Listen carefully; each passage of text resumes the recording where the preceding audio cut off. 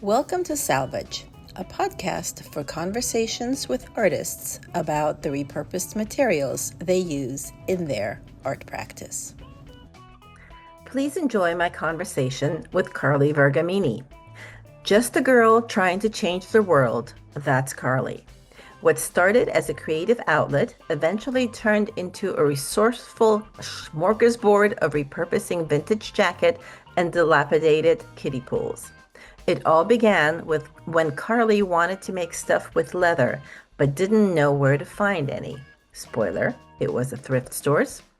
Add getting grossed out by her own consumption habits, and here she is today, making cool, wearable stuff out of trash.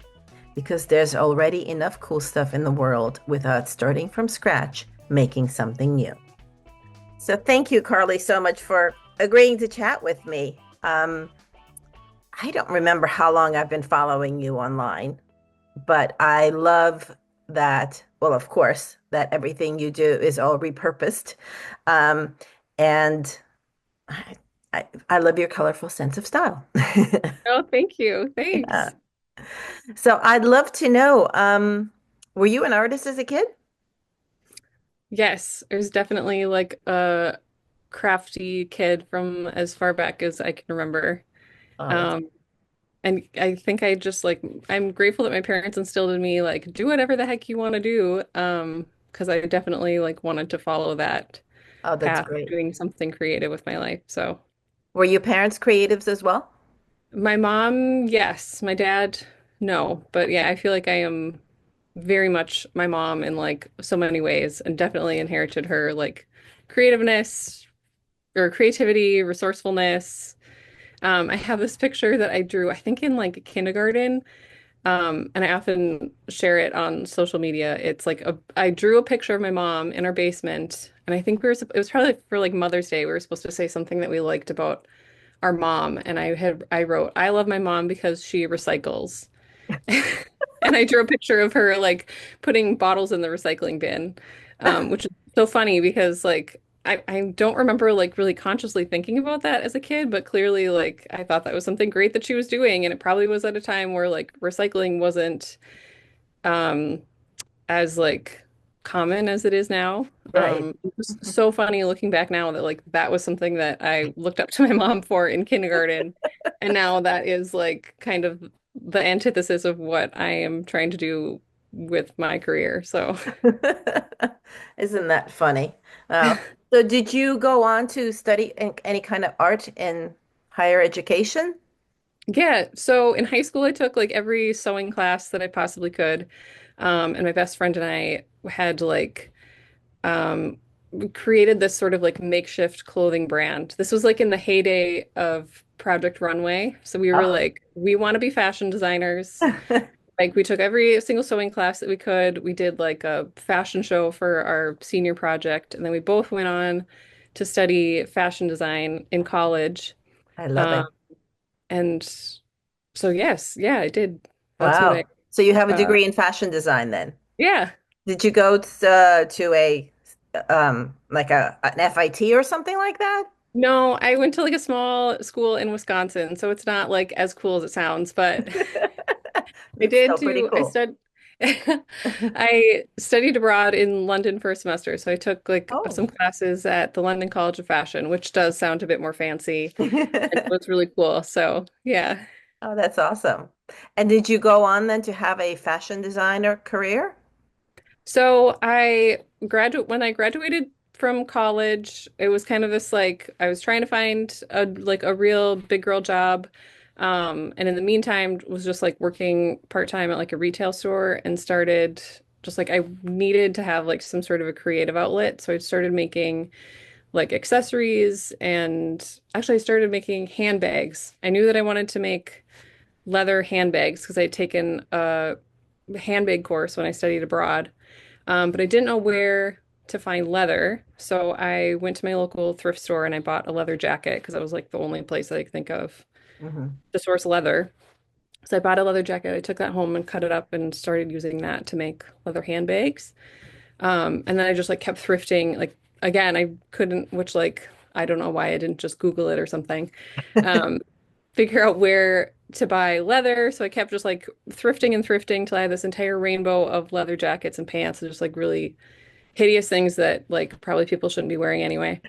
Um, and kept just turning those into accessories and bags. And then somewhere along the line, I realized like my eyes opened to how much I was like consuming personally and how much I was throwing away and just like kind of this icky feeling of if this is what one human is producing waste-wise, like times however many people in the world are doing the same thing. Um, and then kind of flipped this, like turned that more into like the ethos of my business and what I was trying to do rather than it being like a cheaper way to source the materials that I wanted. Realized like, hey, this is like turning something, turning essentially trash into something more useful and really like leaned into that and kind of got obsessed with that avenue rather than just trying to source leather in an easier way. Right. Now that's awesome. So you kind of landed there naturally, really. Yeah. Yeah. And it's funny looking back now again, like like the looking up to my mom for recycling, like there's been like little hints all along the way that have kind of naturally led me to where I am now, which is cool looking back to be able to see. Yeah, that is cool. I love doing that sometimes. It's like, oh, wait a minute. Oh, that makes sense now. Yeah, yeah. Wow. So were you did you have your own boutique or were you selling to boutiques or how were you putting your stuff out there? All those leather handbags and things. Yeah. So I started selling on, well, I first started selling some or consigning some items through like the store that I was working at. They were like nice enough to give me some shelf space within the store, which was really nice. And it was also when like Etsy was really kind of, I feel like Etsy was kind of just getting, maybe not just getting started, but like it was, a lot of people were selling on Etsy. So I started selling through my Etsy shop, which went really well. And then eventually transitioned over to like having my own website and selling. Now I just sell online through my own website. Um, and I don't really do any wholesale anymore Yeah. with other stores. Well, and then Etsy is not what it used to be anyways. No, yeah. Oh, that's so cool. So, what kind of things do you recycle now? It seems like everything. I mean, I'm wearing, I think these are your pool, no, not pool noodle, um, A pool floaty. pool floaty. That's what it is. Yes. These are pool floaty earrings, which I Yes. love. I got them a little too late in the summer. I was like, God dang it. And now I have no tan at all. So, but still, with the pop of color. So, like, how did you think that you wanted to make earrings out of a pool floaty? Yeah, now I kind of am to the point where, like, if I can find a material that someone is going to throw away, like 9 times out of 10, if someone offers it to me, I will say yes, and try to like figure out a use for it. So the pool floaty thing happened because my sister has got two little kids.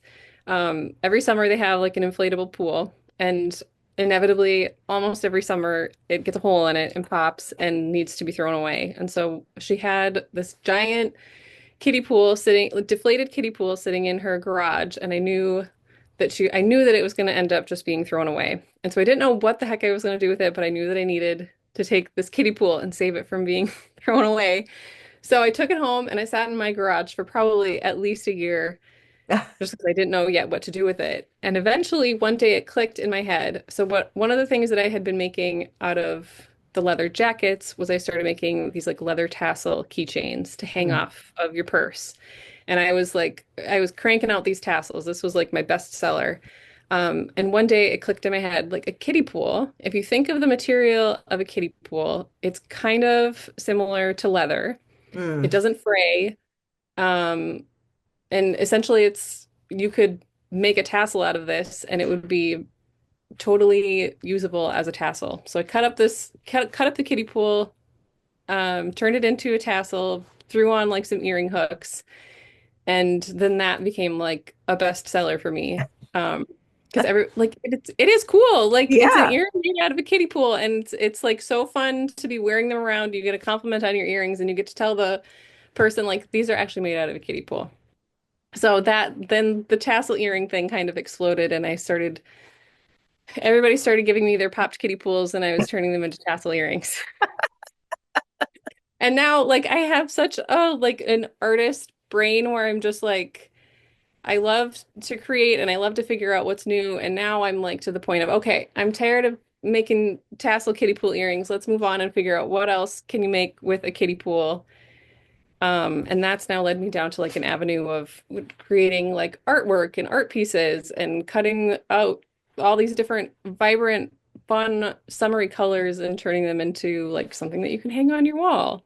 I love So that. just kind of like ever evolving of like what material can I get my hands on and what is a new way to kind of use it and find a new use for Awesome. it. Do you ever like have any leftovers out of like say a leather jacket or a kiddie pool? Like, do you use every single part of it, or are there sometimes leftovers? And what do you do with them if there are?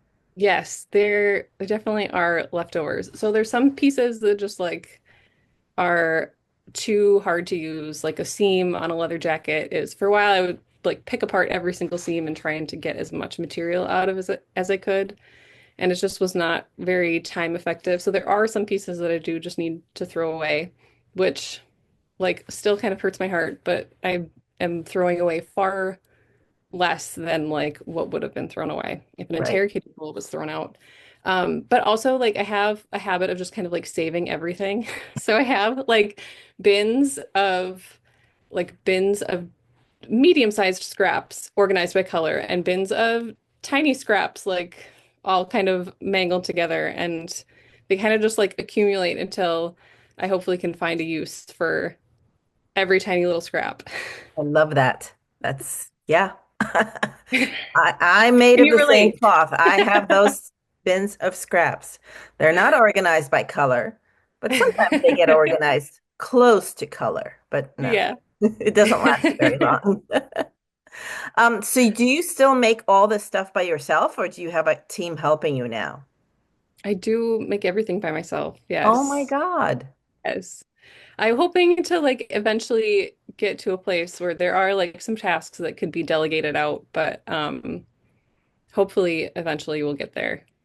Yeah, like I'm thinking the tassels, whether earrings or keychains, like once you figure it out, somebody else could be making them, right? Yes. Yeah. Yeah. There was a point in time where there were a couple times where my mom helped me like whip out some bigger wholesale orders and things. So, Mhm. but now I've moved on from the tassels, so we're moving on to figure out the next thing that can be streamlined. Oh, that's exciting. So it looks like you're sitting in a shop. I'm judging by the wall behind you with all Yes, the books. yes. Is Yes. that your So I work studio or shop? What is it?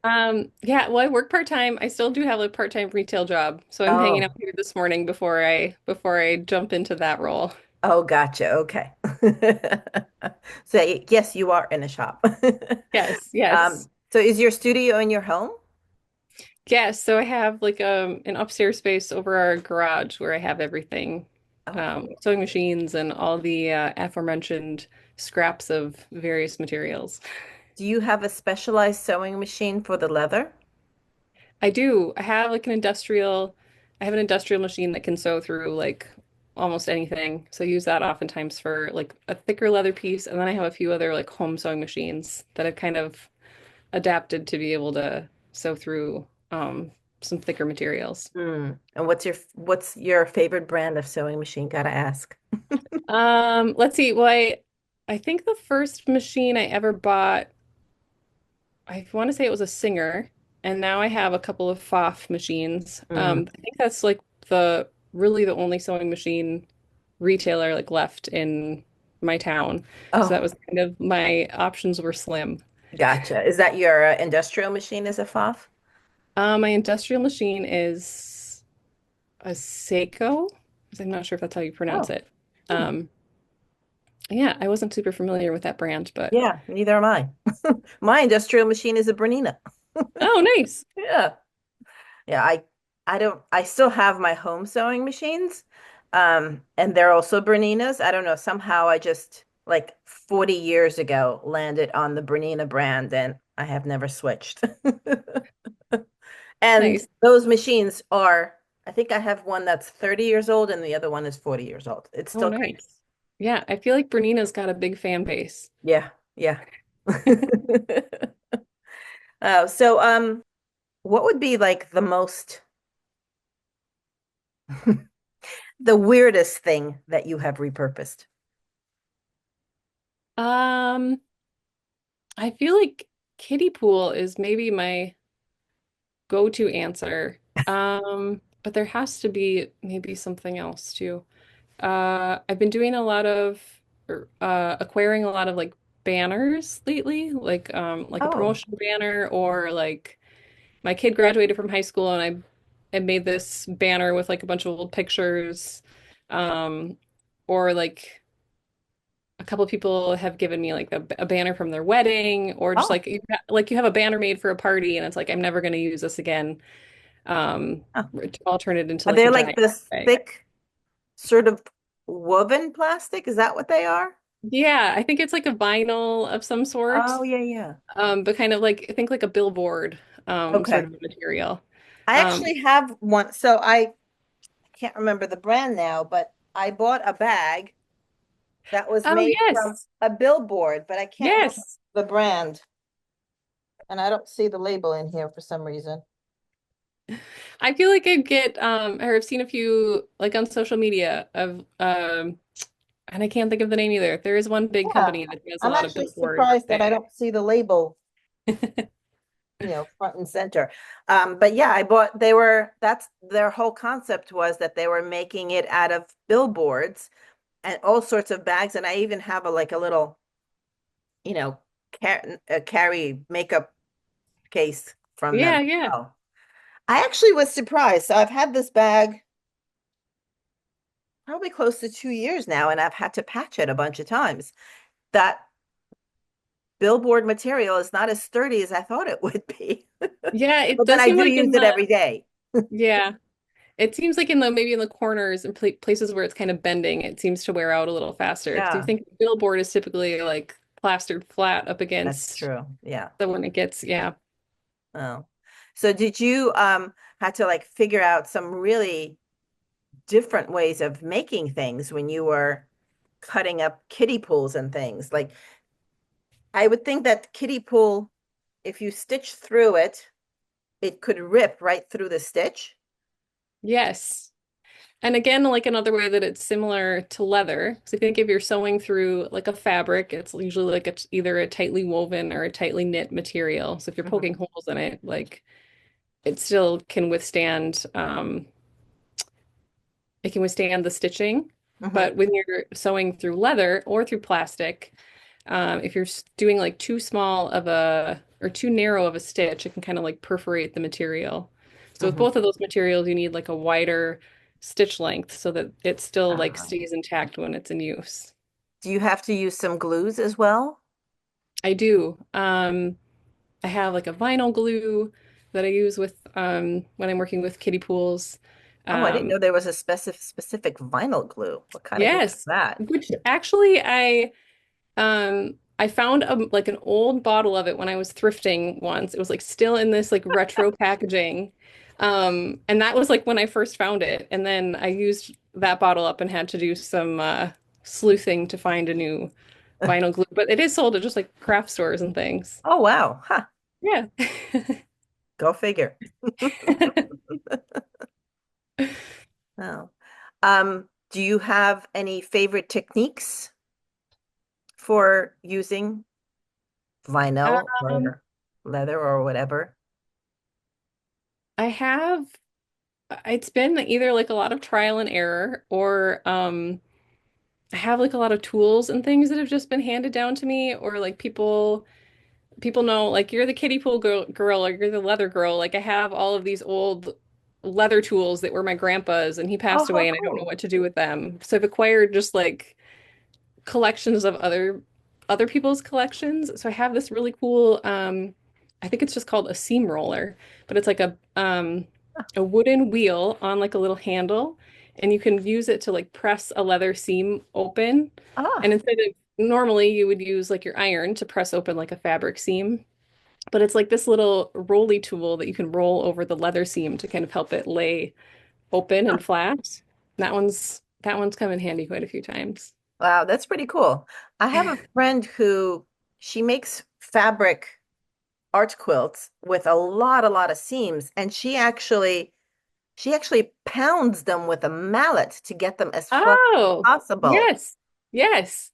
That That's is like a common leather technique too, but that's interesting to hear to do that with layers of fabric too. Yeah. Yeah, like when I first found out she was doing that, I was kind of like, really? You ironing is not enough? No, she really like it's the flatness that she needed was only she was only able to get it with a pound. Maybe she was also getting her frustrations out. I don't Yeah, yeah. It's a good two kill birds with one stone sort of know.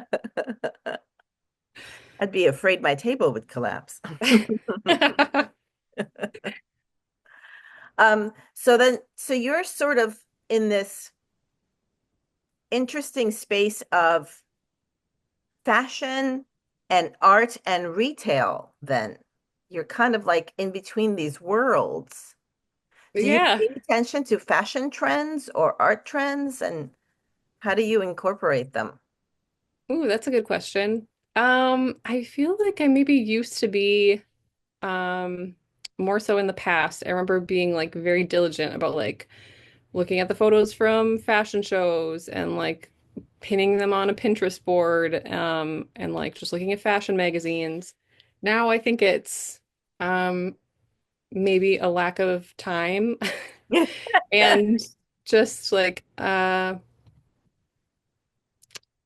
don't know. I think I've just kind of found new ways to just like look for inspiration kind of in everyday life rather than trying to look to the runway to see what is trending and what's popular. So where do you Maybe find your inspiration then? um that's a good question. I honestly just kind of like wherever it seems to pop up. I mean, social media is so prevalent now. It's like I feel like we're being fed so many images and Mhm. ideas that way. So that definitely is part of it. But also like we live kind of like out in the woods, so just like we're outside quite a bit. And I feel like there is so much inspiration just like it sounds so cliche, but like just within nature and just like Absolutely. in in everyday life all around us. Hmm. I also have a 3-year-old, and so it's really cool to see her like leaning into her creative side and Hmm. like honestly, like sometimes, yeah, she's just like scribbling on a paper, but sometimes the scribbles on a paper are like very inspiring, or like the color palettes that she'll put together, or like she's really good at picking out her outfit in the morning. And it's like, wow, I would not have put those two things together, but it looks really good. So it's been really fun to see, like, fun to like gain inspiration that way from someone with just like such fresh eyes, Yeah. like Yeah. learning everything around her. Yeah. I remember when my daughters were really young, and I,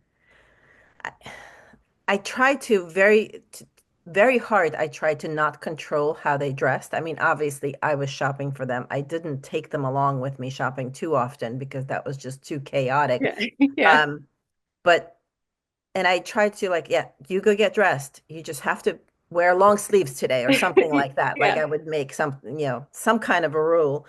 And the only time I really try to control them is when we have like a special occasion to get dressed for. But one of my daughters now will see pictures of herself and she was like, Mom, I can't believe you let me go out that way. Like, I thought it was awesome. You were Yeah. expressing who you were. That's all it Yeah. was. It didn't matter. Oh, I think that's great to like, I don't, yes, I definitely try to give her creative freedom where possible. Yeah. No, I think we should do that as much as possible because, Yeah. so many things in life will stifle them later on, right? Yes. Yes. Yeah. So where do you think, or what do you think about the whole fast fashion thing that's happening these days? I was just starting to watch, I didn't finish watching it yet. The Netflix special, and now I can't think of it what it's called, but it's something about consumption. Have you seen Yes. it? I have seen that one. Oh, you have. Okay. The name of that is slipping my mind too. Something about well, we can figure that out later. But Yes, we yes, can it figure that out is. later, but I was like literally started watching it yesterday and then got interrupted. So I need to get back to it. It was very good. Yes, I liked that one a lot. I feel like it's very I love seeing more of like the conversation around it now, and that Hmm. that's more of that there are more conversations happening, and that like I think that's the first step. That was certainly the first step for me, is just becoming aware of the problem and aware of like what I personally was consuming, what I personally was like my actions towards fast fashion and consumption and what I was throwing away. Um, so I think just even having those conversations is eye-opening for everybody to just like be aware of what's happening before we can do anything to change it. Yeah. It's funny, I had my start in fashion design as well, but that was a really, really long time ago. And I remember seeing the excess of it then. This was before social media, and I was working for brands that made cheap clothing. It wasn't called fast fashion then, it was called mass market. Sure. Okay.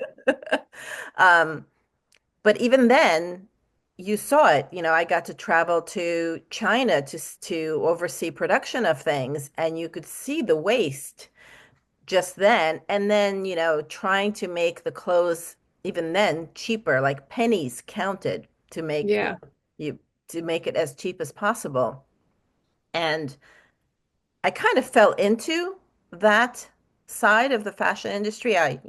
I remember designing evening gowns, but no, there was no money in that. So I went into, Yeah. it just kind of happened. I think my teacher just invited me to freelance during I think my senior year or maybe even my junior year, and I just kind of snowballed from there, the freelance work into a full-time job, and I found myself in mass market because I followed the money. Yeah. I Yeah. It needed to makes make a sense. living. Um, but even then, I remember seeing the excesses, and I have a friend. We talked about possibly doing some kind of a sustainable brand, but we had no money, we had no backing or anything. And then I left that whole world behind and moved on to something else. But to see it now, it's like, why didn't anyone see what was happening back then and put a stop to it? It's only like grown by, I don't know, 100, 1,000%. Right. Right. Yeah. But I think you kind of nailed the hammer, hit the nail on the head. That it's where everybody's chasing where the money is, and it's like that ultimately is, unfortunately, I think where everybody is moving towards is, Yeah. or where the big businesses are moving towards is Yeah. now I feel like there's enough need and want for more sustainable brands, and now that it is more of a conversation, like people are wanting that and moving towards that direction, but until we got to that point, until enough people realized like, hey, this is a problem, like everybody was kind of just like chasing where the money is. Yeah. Yeah. So where did you go to school? I went to school at Pratt in New York Oh, City, nice. in Brooklyn. Yeah, very Yeah. cool. Yeah. It was cool. It was cool.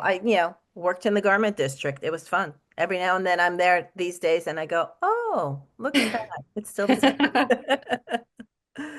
Yeah. So I saw was it on your blog or your Instagram, or maybe it was both? I don't remember, but you run a repair cafe?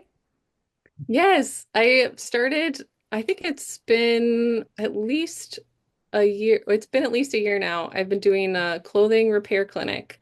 So I bring my sewing machine and a table and like a little sewing kit, and I pop up once a month at our local refill store.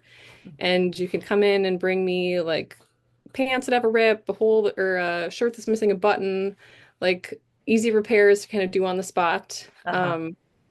And it's just been like, it's number one, been so fun to like see it catch on and grow. And it's also just so rewarding to like hear the stories behind like these things. Like people will bring in their favorite pair of pants and they're like so devastated that they can't wear their favorite pair of pants. And then it's like you give it 5 minutes, 5, 10 minutes of love and they're patched up and ready to go again. And it's just so rewarding to like see these pieces like live on rather than doing what we're told to do, which is just like if it gets worn out, throw it away and buy something else. Yeah. And yes, it's been a very rewarding experience. Oh, that's so cool. Do you ever teach people how to repair, or do they watch you and then learn, or? Ooh, that is like my goal of this year is Ah, there's been like a tug on my heart to start teaching classes. I feel like sewing has kind of been like become like a lost art. And I love being able to do the repairs for other people, but I also want to like teach people how to be able to do it on their own because it is hmm. such like an accessible thing to be able to do. Like you need a needle and a thread most of the time, Yeah. and you can just like do it on your own. And learning how to do that on your own, I feel like can be empowering to then Oh, just be able totally. to fix it on your own. I think so. Do you know Amy Meisner? Mm. Give me some context. What did So she do? she's a quilt or an art, well, actually, so when I met her, we met as art quilters. We were both Okay. making, art from fabric. Um, and she still does some of that, but she is running these workshops. She's up in Alaska, and she is frequently doing some kind of a mending workshop where she not like teaches people bring in their garment and she walks them through how to fix it themselves. Ooh, It's oh, that's really very quite cool. cool. Yeah, and some of those like she'll post them on Instagram or something, and some of those mendings are pretty intense. Like there's some serious mending that needs to do, not just a little button or a seam or something. Yeah, yeah. Yeah, so Oh, it's that's very very cool. cool. Yeah. That's a good way to do it rather than just fixing it on your own to be able to Yeah. teach someone else how to do it. Yeah. That's And awesome. then there's another artist, Katrina, I can't remember her name, but she's doing an online mending workshop, like showing how to mend um I guess it's like a sashiko type mending and then also knit mending. So I think there's a resurgence of all of that. Yeah, yeah. So That's awesome. especially That's if really you do cool it to in see that. person, I think that would be awesome.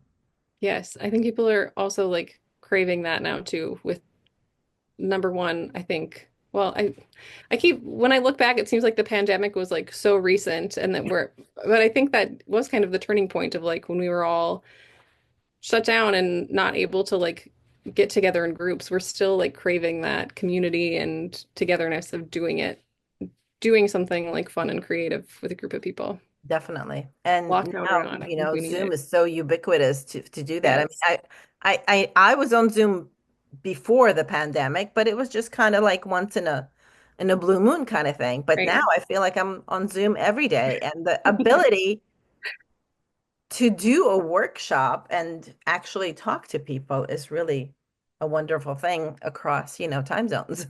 Yes. Yeah, for sure. Yeah. Wow. Oh gosh. Um, all right. So do you consider yourself an artist or a fashion designer? Ooh. I feel like I'm still working through this in my head because it feels like it's a hard like mind jump to make. Um, so I feel like I do lean more towards artist, but at the same time, I'm also trying to lean into this like teacher space, and that's been a whole like mind jump. I have a business coach that I work with, and that was like the last thing that we just talked about of like it feels like this roadblock to be able to give yourself this title of this like of artist or teacher, like there's this imposter syndrome that creeps in, and just like some false beliefs like that we're told as a society around that of like if you're an artist, it means you're not going to make any money, and if you're a teacher, you're not going to make any money. Oh, Um, that is such a load of you know what. I I know, but know. it's like hard to mentally break through that sometimes. Yeah, I'm leaning more towards artist is where is the territory I'm encroaching right now. love that. Well, and I think that as an artist, you can be a fashion designer, you can be a painter, or you can be a teacher. You can be all of those things. Right. Right, Artist is all exactly. encompassing. Right. Oh, that's great. So then what do you think is the role of an artist in this world full of overconsumption and climate change? Ooh, that's a good question. Um, yeah, I guess I kind of see my role as trying to inspire other people. Um, I have this like I don't know if you would call it a mantra or like goal of like I want to change the world, which sounds like so hefty. But I think in order to do that, like I feel like my role is to inspire other people, and hopefully take them on like a similar path that I've been on of like just becoming aware of what's happening around us, and just like inspiring people to make a small change. And if we're all collectively making a small change, that it can make a bigger impact. Yeah, absolutely. That's kind of I completely agree with you there. Like every little bit counts. Yes. Yeah. And uh, I often say like it feels like what I'm doing feels like spitting into the ocean. Like most of the time it feels like this is doing nothing. Like you can't when you can't see those like immediate returns. But even a spit wad can create a ripple.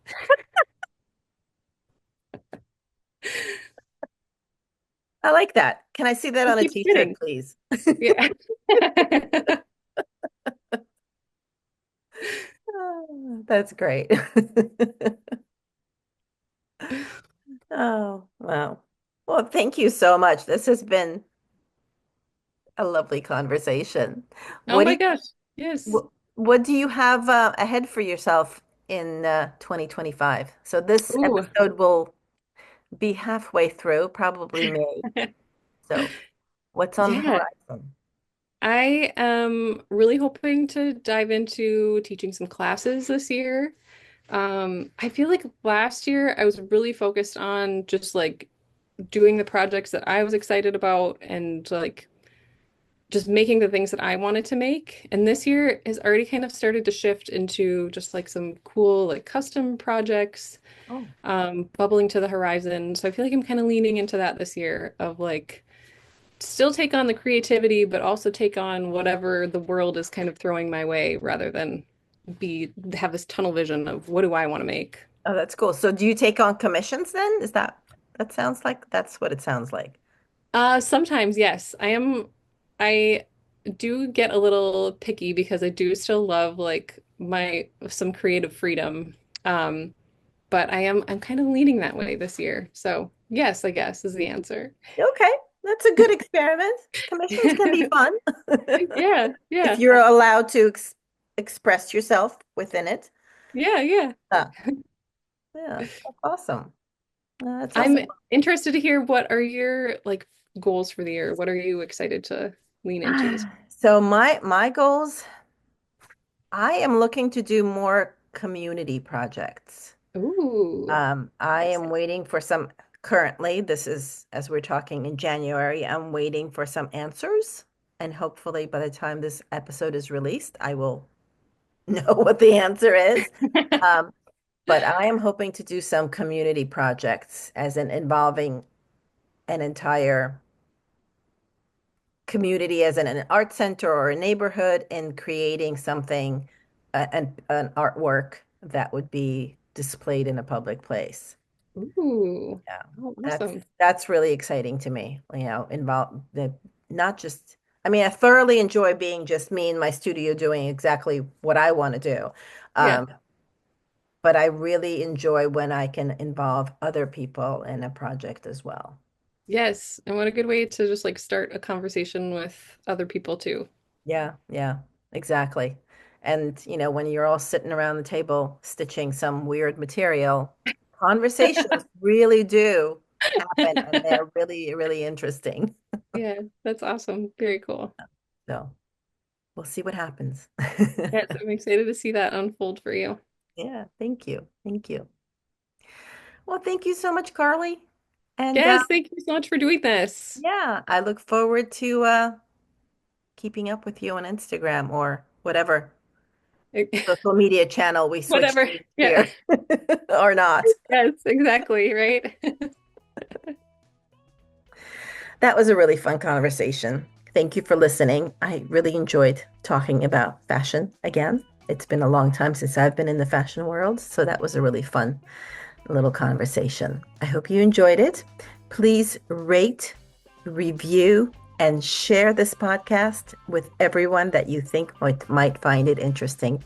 I really appreciate all the shares and all the comments. See you next time. This podcast was created, produced, and edited by me, Natalia Korover. Theme music by R.C. Gaida. To find out more about me, go to artbynatalia.com. To find out about my community, go to repurposercollective.com. And to learn with me, check out all my offerings at ecoloop.art. Thank you for listening.